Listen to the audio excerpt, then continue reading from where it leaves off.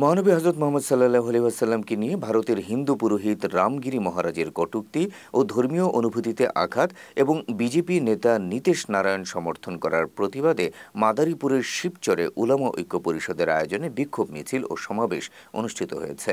রোববার সকালে জেলার শিবচর উপজেলার ৭১ চত্বর থেকে এ বিক্ষোভ মিছিল শুরু হয়। মিছিলটি শহরের প্রধান প্রধান সড়ক প্রদক্ষিণ করে শিবচর কেন্দ্রীয় জামি মসজিদের সামনে এসে শেষ হয়। পরে অনুষ্ঠিত সমাবেশে প্রধান বক্তা হিসেবে বক্তব্য রাখেন বাংলাদেশ ফরায়েজি আন্দোলনের সভাপতি আলহাজ হযরত মাওলানা আবদুল্লাহ মুহাম্মদ হাসান পীর সাহেব বাহাদুরপুর। সমাবেশে আরও বক্তব্য রাখেন শিবচর জামিয়া মুহাম্মদিয়া শামসুল উলুম কওমি মাদ্রাসা মুহতামিম আলহাজ হযরত মাওলানা আকরাম হুসাইন সাহেব, তালুকদার কান্দি মাদ্রাসা মুহতামিম আলহাজ হযরত মাওলানা শাহ আলম তালুকদার সহ আরও অনেকে। সমাবেশে বক্তারা ভারতে মহানবী সাল্লাল্লাহু আলাইহি ওয়াসাল্লামকে নিয়ে কটূক্তির ঘটনায় তীব্র নিন্দা জানিয়ে দোষীদের অবিলম্বে গ্রেপ্তারের দাবি জানান। সেই সাথে অন্তর্বর্তীকালীন সরকারকে রাষ্ট্রীয়ভাবে প্রতিবাদ জানানোর আহ্বানও জানান বক্তারা।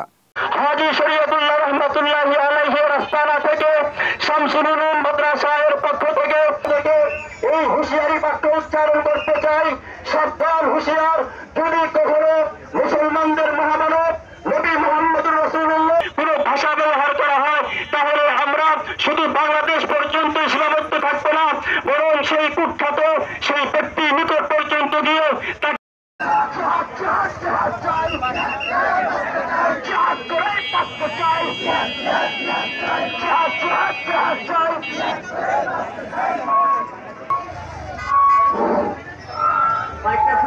করো অটোওয়ালা, ঠিক আছে এমনি করো।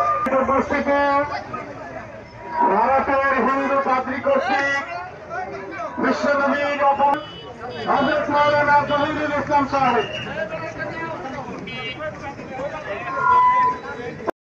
ময়দানে অংশগ্রহণ করেছিলেন, তাদেরকে যে সওয়াব আপনি দিয়েছিলেন ওই সওয়াবের একটা টুকরা আপনি আমাদের উপরে দান করেন। ভারতে রাসূল পাক সাল্লাল্লাহু আলাইহি ওয়াসাল্লাম সম্পর্কে যে কটূক্তি করা হয়েছে আমরা সেটা তীব্র প্রতিবাদ জানাই। সাথে সাথে বর্তমান অন্তর্বর্তী